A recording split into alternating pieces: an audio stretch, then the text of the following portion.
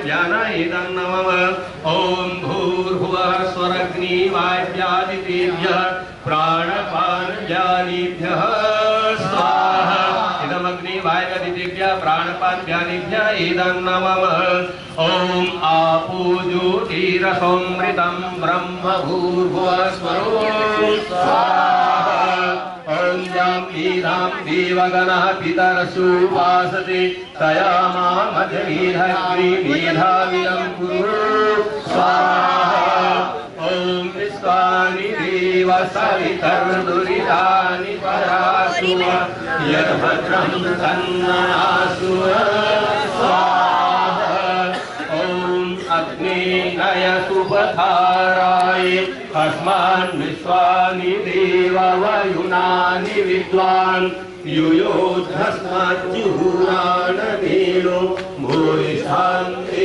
नमः उक्तिं विधेम स्वाहा ॐ भूर्भुवः स्वाहा तत्सवितुर्वरेण्यं भर्गो देवस्य धीमहि धियो यो नः प्रचोदयात् स्वाहा ॐ भूर्भुवः स्वाहा तत्सवितुर्वरेण्यं भर्गो देवस्य धीमहि धियो यो नः प्रचोदयात् स्वाहा ॐ भूर्भुवः स्वाहा तत्सवितुर्वरेण्यं भर्गो देवस्य धीमहि धियो यो नः प्रचोदयात् स्वाहा।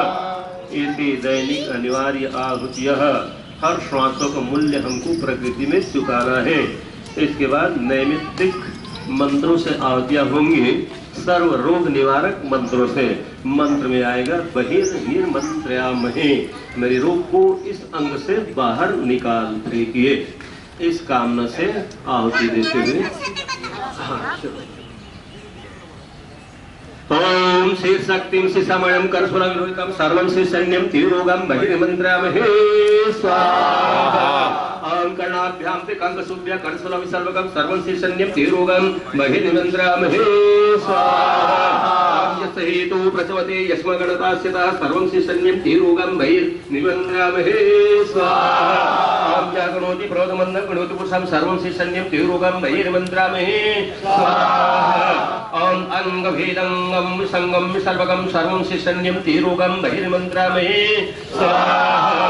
ओम यस्याभिमा प्रतिकाशुद्यत्याति पुरुषं तक्मानं विश्वसार्धं बहिर्मंत्रयामहे स्वाहा। ओम या अनुसत्यथु एति गविनिके यस्मन्त्यन्तरिभ्यो बहिर्मंत्रयामहे स्वाहा। ओम यदि कामादप कामा हृदयायति परिहितुबला संज्ञो बहिर्मंत्रयामहे स्वाहा। ओम हरिमानं ते अंग्यों वान्द्रोदरात् यक्ष्मोधामन्तरात् मनु बहिर्मंत्रयामहे स्वाहा। ओम आशुबलाशु भवत्पुत्रं भवत्यामयत् यक्ष्मानं सर्वेषां विषं निरूचमहं त्वत् स्वाहा। ओम बहिर्विलं निदवन्तु कहमहं त्रोदरात् यक्ष्मानं सर्वेषां विषं निरूचमहं त्वत् स्वाहा। ओम उत्तरात्ते क्लों नो नाभ्याजादधि यक्ष्मानं सर्वेषां विषं निरूचमहं त्वत् स्वाहा। ओम याशिवानि भुजन्ति ज्ञानं ततस्सनि अहिंसन्तिर्नामया निर्वन्तु बहिर्विलं स्वाहा। ओम याहिदयामुस्तनु तन्वते कीचसः अहिंसन्तिर्नामया निर्वन्तु बहिर्विलं स्वाहा। ओम या पार्श्वे उपसनु निक्षन्ति पृष्ठे अहिंसन्तिर्नामया निर्वन्तु बहिर्विलं स्वाहा। ओम यस्ते रस्ते रूपरवक्षनासुते अहिंसन्तिर्नामया निर्वन्तु बहिर्विलं स्वाहा। ओम यागुना अनुसन्तान्त्राणि मोहयन्ति च अहिंसन्तिर्नामया निर्वन्तु बहिर्विलं स्वाहा। ओम यामधु निर्धन्ति परं से वर्जन्ति च अहिंसन्तिर्नामया निर्वन्तु बहिर्विलं स्वाहा। ओम यंगानि मदयन्ति यक्ष्मानो रूपनास्तव यक्ष्मानां सर्वेषां विषं निरूचमहं त्वत् स्वाहा। ओम विसर्पस्य विदधस्य वातिकारस्य बालजे यक्ष्मानां सर्वेषां विषं निरूचमहं त्वत् स्वाहा। ओम पादभ्यां च जानुभ्यां शोणिभ्यां परिभंससः अनुका दर्शनी रुष्णिहाभ्य शीर्ष्णु रोगमनिनसं स्वाहा। ओम सन्ते शिश्ना कपालानि हृदश्च विधु दन्नदित्त रश्मिभिः शीर्ष्णु रोगं निनसोगं भेदं शीस्मः स्वाहा। भजन ये प्रस्तुत करेंगे। चलो आ जाओ बेटा।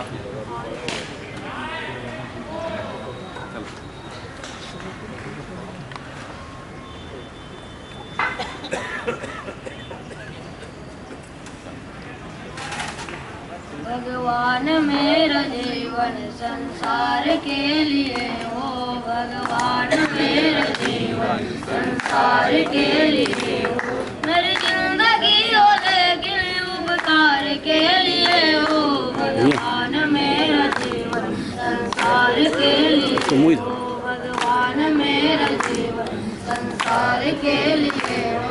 हम में विवेक जागे, हम धर्म को न भूले, हम में विवेक जागे, हम धर्म को न भूले, चाहे हमारी गर्दन,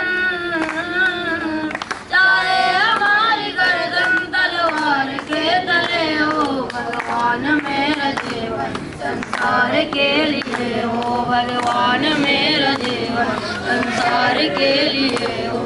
सुंदर स्वभाव मेरा दुश्मन के मन को भावे, सुंदर स्वभाव मेरा दुश्मन के मन को भावे, वह देखते ही करे, वह देखते ही करे तुम प्यार के लिए हो, भगवान मेरा जीवन संसार के लिए हो, भगवान मेरा जीवन संसार के लिए हो, भगवान मेरा जीवन संसार के लिए हो, भगवान मेरा जीवन संसार के लिए हो।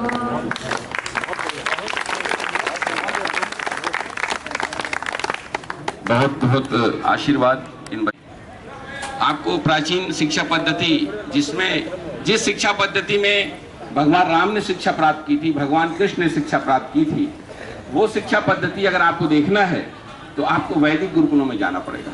जो भारत के जो वैदिक गुरुकुल हैं, जिनकी स्थापना, प्रथम गुरुकुल की स्थापना गुरुकुल कांगड़ी 1905 में स्वामी श्रद्धानंद ने की थी। उसके बाद से गुरुकुलों की जो परंपरा चली है, नहीं तो अंग्रेजों ने तो इस देश के सारे गुरुकुल समाप्त कर दिए थे। और अंग्रेजों की ये नीति थी कि अगर भारत पे लंबे समय तक राज्य करना है तो यहाँ की संस्कृति और सभ्यता को और यहाँ के मूल को नष्ट कर दिया जाए। इसलिए उन्होंने मूल पे प्रहार किया। उन्होंने यहाँ के जितने गुरुकुल थे, लाखों 7 लाख गुरुकुल थे हमारे देश में, सारे गुरुकुलों को समाप्त कर दिया। तो आइए आज ये हम सबको सौभाग्य मिला है स्वामी रामदेव जी के सौजन्य से कि आज हम फिर से उसी प्राचीन पद्धति, इसको थोड़ा हटवा दें यहाँ से तो ज़्यादा अच्छा रहेगा। सुनो शिवेन, इसको कपड़ा लेके इसको हटा के उधर रखवा दो किसी स्थान पे। चित्रकांत, इसको हटा दो। और देखिए आज जैसा कि मैंने कहा कि गुरु पूर्णिमा का पावन पर्व है। थोड़ा बैठ जाएं, शांत बैठ जाएं सभी लोग। और ये गुरु पूर्णिमा का पर्व हम क्यों मनाते हैं, इस विषय पर आज हमारे कुछ विद्वान वक्ता अपना प्रकाश डालेंगे। देखिए, गुरु का अर्थ ही होता है, गु का मतलब होता है अंधकार और रू का मतलब होता है प्रकाश। अगर इसका दोनों शब्द का अलग अलग करें हम, तो आपको जो अंधकार से प्रकाश की ओर ले जाए, अज्ञानता से ज्ञान की ओर ले जाए, मृत्यु से अमृत की तरफ ले जाए, उसी का नाम गुरु है। और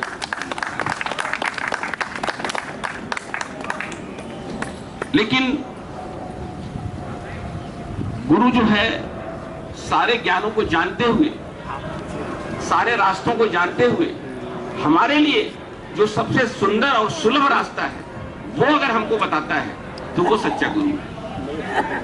और वर्तमान परिवेश में आज गुरु जो हैं, आप देख रहे हैं चारों तरफ, अगर निगाह डालें आप, तो तथाकथित जो गुरु हैं वो ये दावा करते हैं कि जब तक आप हमारी पूजा नहीं करेंगे तब तक आपको परमात्मा की प्राप्ति नहीं होगी। वो ईश्वर के नाम से अपनी पूजा करवाने लगते हैं और अपनी दुकानदारी शुरू कर देते हैं।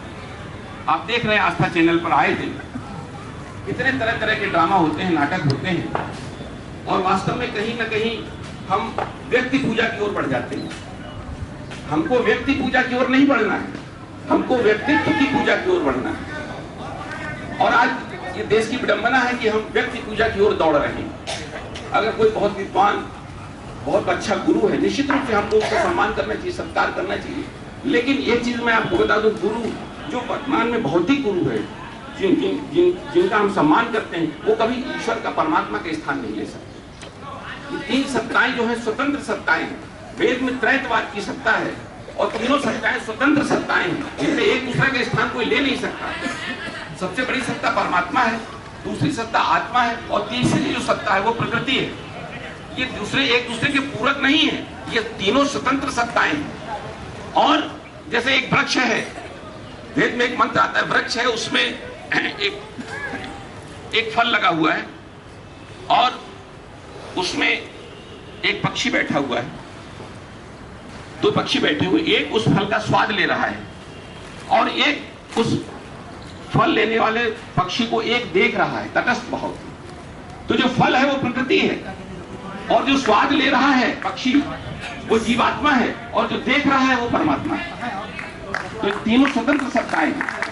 तो इसलिए कोई गुरु अगर ये दावा करता है कि मैं भगवान हो चुका हूं और मेरी पूजा करो, मैं तुमको उस परमपिता परमात्मा तक जाने का राह मेरे माध्यम से जागा, तो वो पूरी तरह से गलत है और वो कहीं ना कहीं आपको भ्रमित कर रहा है। तो आपको ऐसे गुरुओं से बचना है, आपको स्पष्ट रूप से ऐसे गुरुओं से पूरी तरह से बचना है और ये आपको बरगलाएंगे और ये आप सिर्फ अपना उल्लू सीधा करेंगे। आज देखिए जो गुरु हैं तथाकथित बड़ी बड़ी जो यहाँ पर आयोजन होते हैं वो बड़े बड़े शहरों में ही क्यों होते हैं, धनाढ्यों के बीच में ही क्यों होते हैं? क्या गांव में उनकी आवश्यकता नहीं है क्या? गरीबों के बीच में ज्ञान की आवश्यकता नहीं है क्या?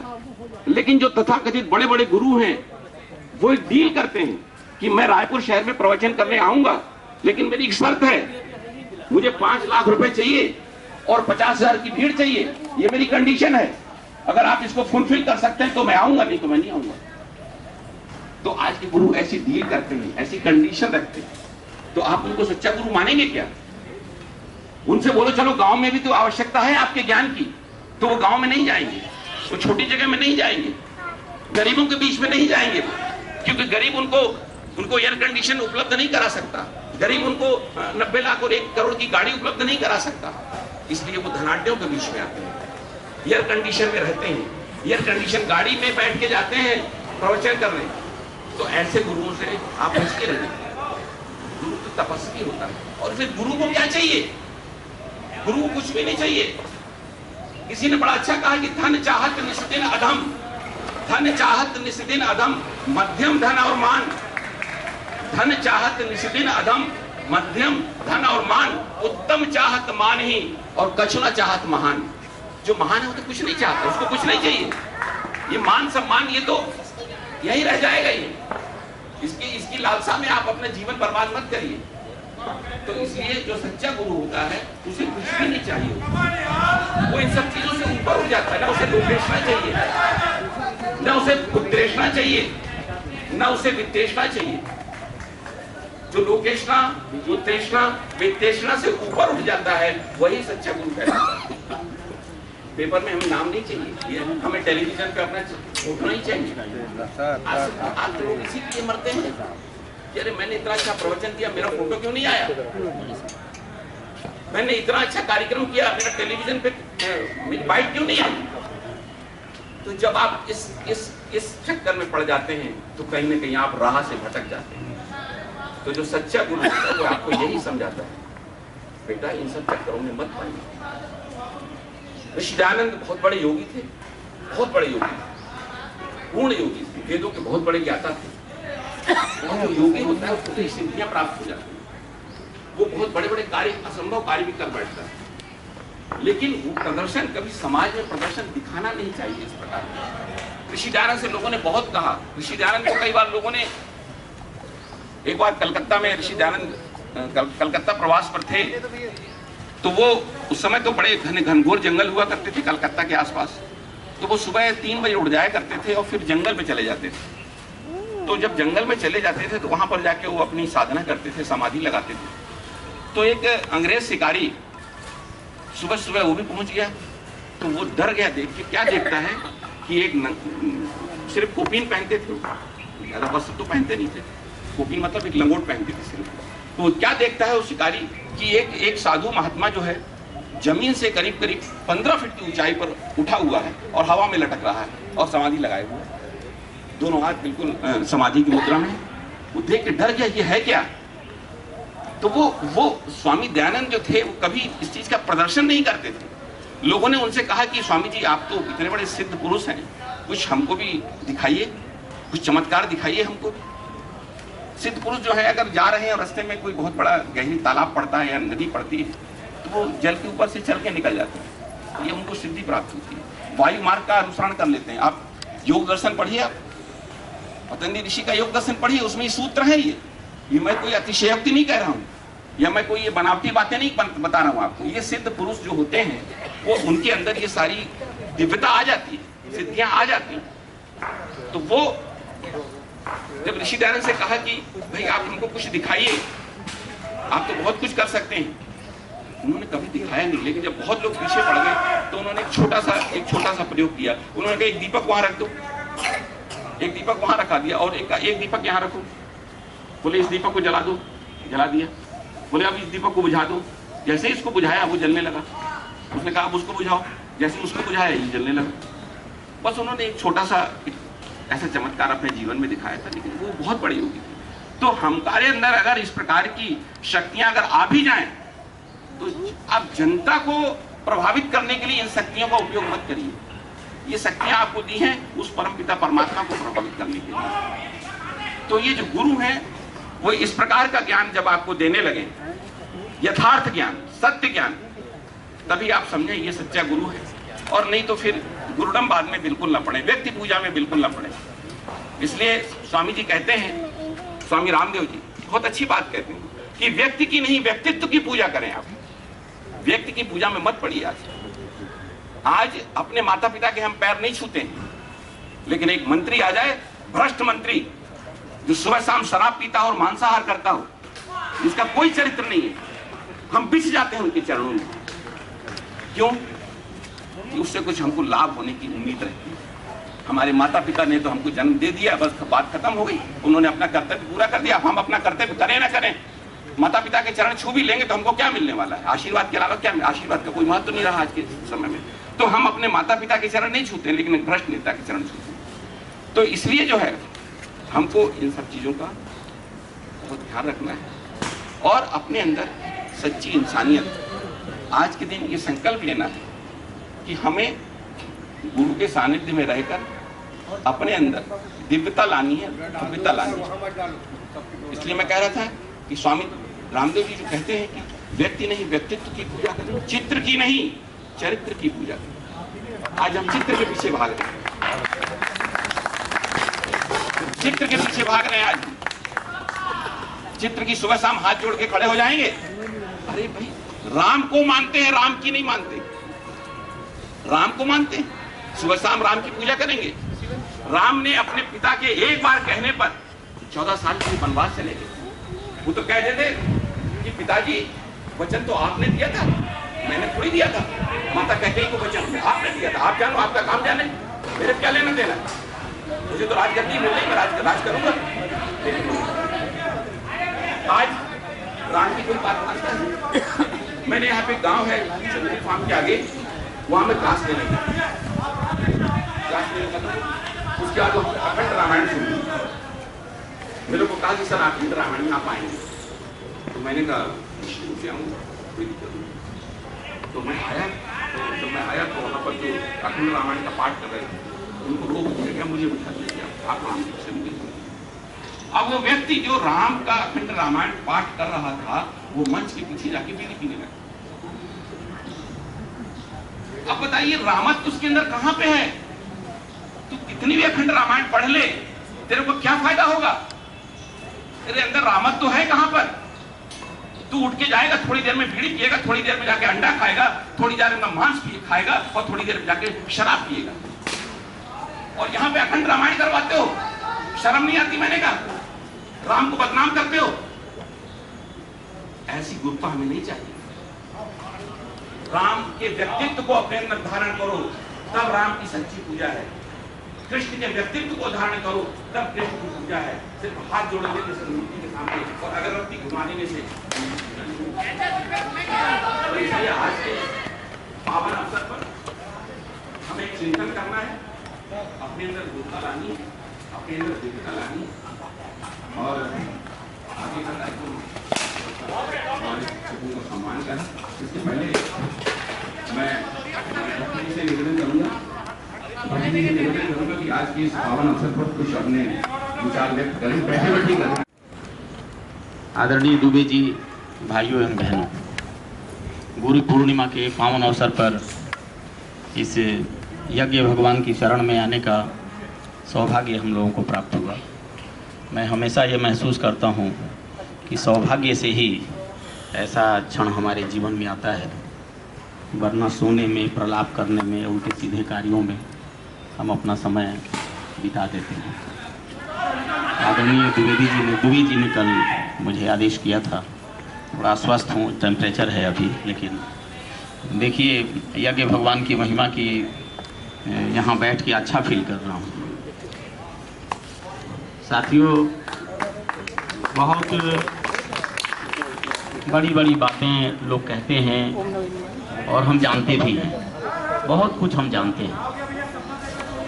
सदियों बाद कोई दयानंद सरस्वती जैसा मनस्वी होता है जो कुछ नई बात कहता है, बाकी तो हम दोहराने वाले लोग हैं, दोहराते रहते हैं सदियों तक दोहराते हैं।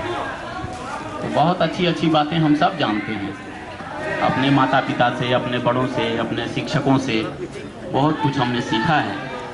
लेकिन दुखद पक्ष ये है कि हमने जो सीखा है उसे अपने जीवन में कितना हम उतारते हैं। बात बहुत छोटी सी है।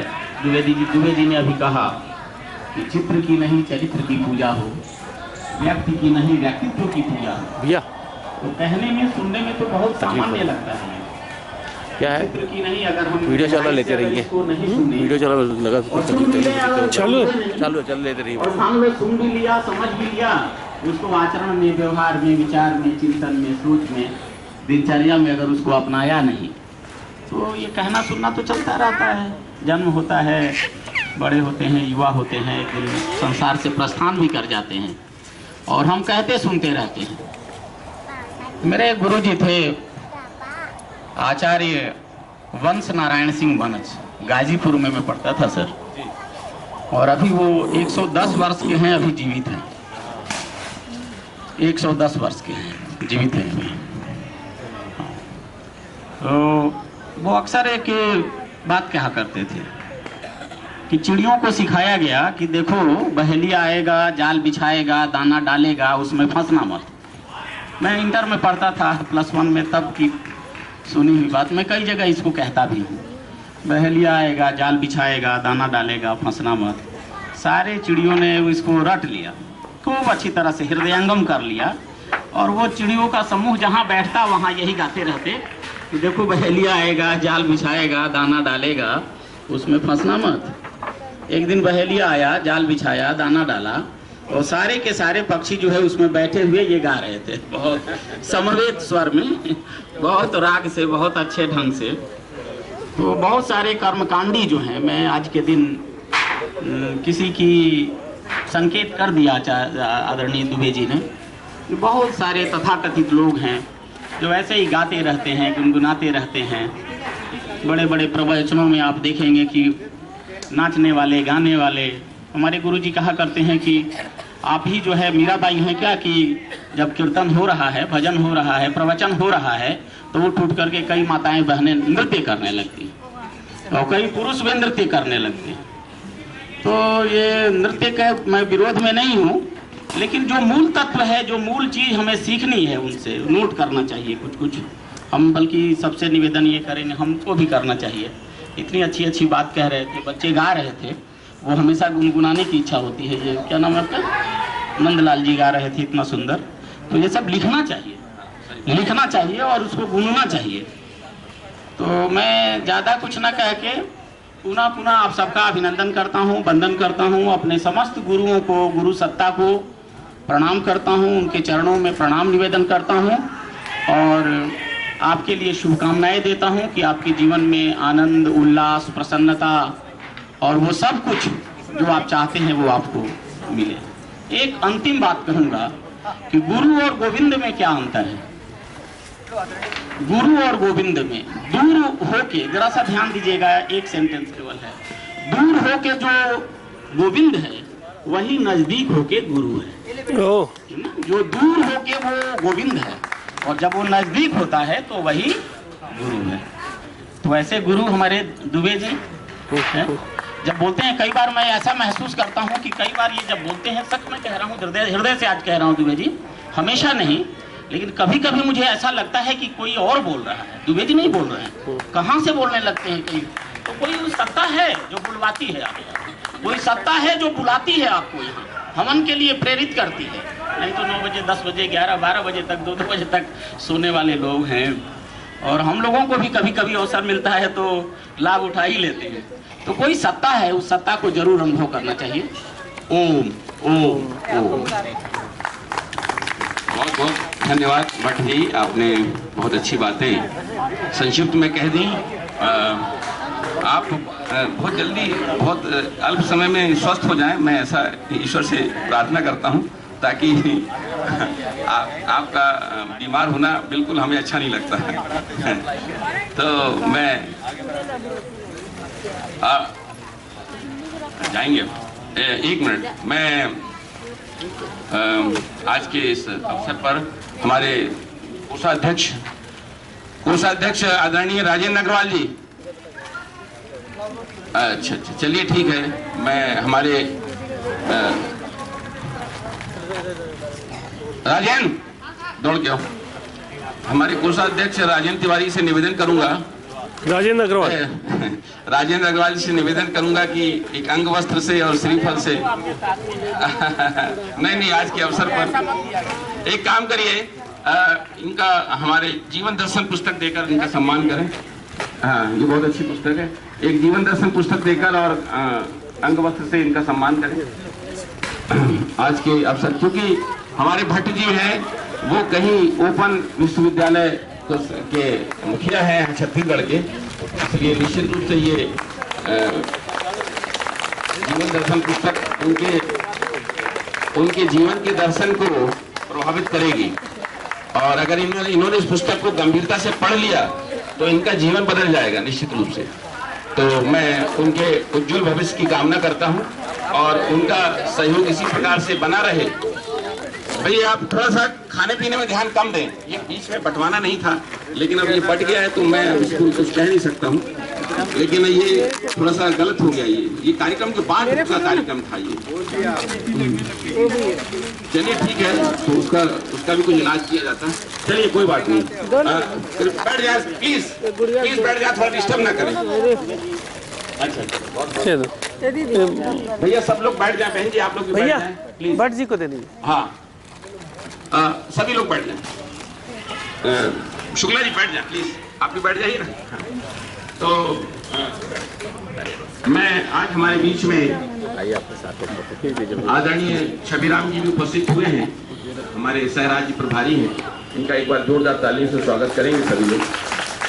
और मैं छबीराम जी से इस पावन अवसर पर संक्षिप्त में अपने कुछ उद्गार। ठीक हो गया, मैं मुझे लग रहा है जी, सही में कह रहा हूँ, बहुत अच्छा आ रहा था तो मैं बहुत परेशान था, लेकिन मुझे नहीं लग रहा है। भट्ट साहब एक्चुअली बोला गया है कि जो आधा घंटा यज्ञ के हवन के प्रभाव में बैठोगे ना, तो आधे घंटे में उसका क्या कहते हैं,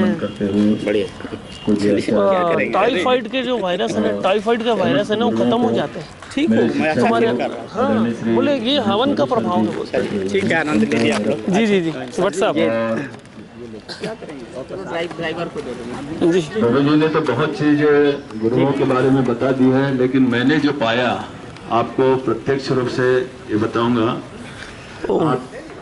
2 मिनट एक चीजें जो है, ताली नहीं बजाएंगे, ऐसे ही गाते हुए करेंगे।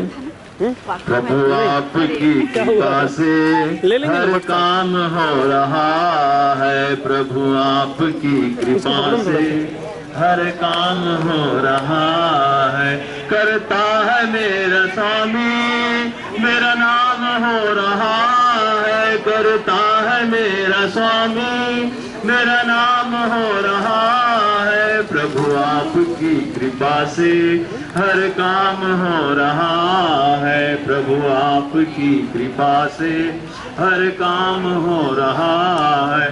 तूने कदम कदम पर मुझको दिया सहारा, तूने कदम कदम पर मुझको दिया सहारा। मेरी जिंदगी बदल दी तूने करके की सारा, मेरी जिंदगी बदल दी तूने करके की सारा। करता नहीं मैं कुछ भी, हर काम हो रहा है। करता नहीं मैं कुछ भी, हर काम हो रहा है। गुरु आपकी कृपा से हर काम हो रहा है, गुरु आपकी कृपा से हर काम हो रहा है। पतवार के बिना भी ये नाव चल रही है, पतवार के बिना भी वो चल रही है। पतवार के बिना भी ये नाव चल रही है, पतवार के बिना भी ये नाव चल रही है। हैरान है जमाना मंजिल भी मिल रही है, हैरान है जमाना मंजिल भी मिल रही है। करता नहीं मैं कुछ भी, हर काम हो रहा है। करता नहीं मैं कुछ भी, हर काम हो रहा है। कोई स्टिकर भी ले आपकी कृपा से हर काम हो रहा है। फोटो लेता है। यदि देखा जाए उसके लिए स्वामी रामदेव जी का सानिध्य हम लोगों को 2004 दिसंबर में मिला और वहीं से ये योग का भाव मन में आया। तो पहले तो जैसा अभी चर्चा में आया कि अपने जीवन में उतारे बिना किसी चीज़ को हम दूसरे को दे नहीं सकते। तो सबसे पहले 2 साल 3 साल तक मैं अपने घर पर ही योगाभ्यास किया, फिर एक योग क्लास भी ज्वाइन किया और वहाँ के बाद एक स्वतंत्र योग क्लास विजेता कॉम्प्लेक्स में है। दुबे जी और यहाँ के कुछ योगाचार्य उसके साक्षी हैं और निरंतर 7 साल से, इस साल हम लोगों ने 7वां स्थापना दिवस मनाया 12 जून 2017 को। और विशेष उपलब्धियां तो कुछ हम नहीं कह सकते, सब में ईश्वर और गुरुओं की कृपा रही है। लेकिन अभी एक उपलब्धि ऐसी मिली कि जिसको मैं आपके बीच में शेयर करना चाहूँगा। एक जैन महिला हमारी योग क्लास में आ रही हैं। 12 साल से दोनों घुटने उनके बेकार थे, कमर भी बेकार थी, उठ भी नहीं सकती थी, बैठ भी नहीं सकती थी और बिस्तर भी नहीं सो सकती थी क्योंकि दर्द इतना, पेन किलर उनको लेना पड़ता था। कहीं से उनको मालूम हुआ, शायद आपका जो पतंजलि चिकित्सालय है वहाँ से डॉक्टर पांडे ने उनको प्रेरणा दी कि आप एक बार योग करके क्यों नहीं देखते, अभी आपका जीवन बहुत शेष है। और आज अभी 6 माह हुए और आधा सूर्य नमस्कार कर लेती हैं। उनके जीवन में पता नहीं इतना परिवर्तन, मैं भी अचंभित हूँ। और कुछ करने लायक तो उनकी क्षमता थी नहीं, खाली उनने पूरे समय बैठकर और लेटकर प्राणायाम किए, लेकिन वो बड़ी निष्ठा से किया उन्होंने। बिल्कुल बराबर 5 बजे आना, 7 बजे तक रुकना, उनके परिवार से कोई उनको छोड़ जाता है। और अब इतनी क्षमता हो गई कि अगर वो छोड़ने और लेने ना आए तो वो अपने घर से वापस योग क्लास तक भी आ सकते हैं। तो ये सब स्वामी रामदेव जी की कृपा से हम लोगों को जो एक मन में योग का उद्गार मिला, आज हम क्या पूरा जगत और पूरा जगत क्या विश्व के सारे देश इसके लिए आभारी हैं। और हम ऐसे गुरु को, ऐसे ऋषि को आज के अवसर पर बार बार प्रणाम करते हैं, नमन करते हैं। धन्यवाद।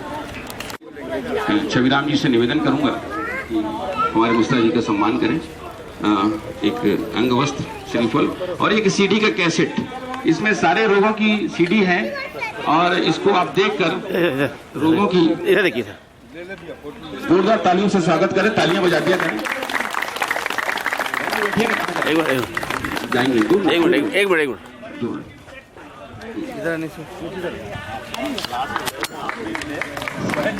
तो पढ़ो तो गर्द बनकर आसमाने मत दिखो, चल पड़ो तो गर्द बनकर आसमानों में दिखो, और अगर बैठो कहीं तो मील का पत्थर दिखो। और अगर बैठो कहीं तो मील का पत्थर दिखो, सिर्फ दिखने के लिए दिखना, कोई दिखना नहीं। सिर्फ दिखने के लिए दिखना, कोई दिखना नहीं। आदमी हो तुम अगर तो आदमी बनकर दिखो, आदमी हो तुम अगर तो आदमी बनकर दिखो।